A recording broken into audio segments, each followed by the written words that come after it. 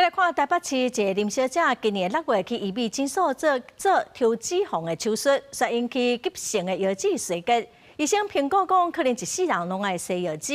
林小姐是表示讲，术后诊所唔肯负责，今仔早起伫为陪同开记者会指控。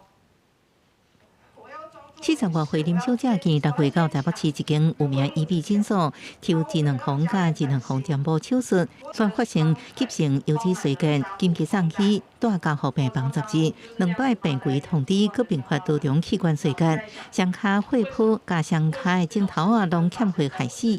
医师评估可能需要长期或者是规世人洗腰子，互林小姐身心受创，人生就此变调。我现在必须每周3天规律的洗肾。 或许一辈子都需要依赖透析为生。不过代志发生了后，林小姐讲诊所想要撤挂责任，讲开刀生殖医师甲诊所是承揽关系。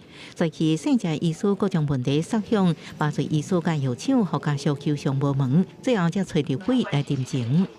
他是诊所的主治医师，出了事可能有赔偿责任的时候，就变成是承揽关系咯。 好，我们家诊所毫不知情哈，跟诊所无关，是这样吗？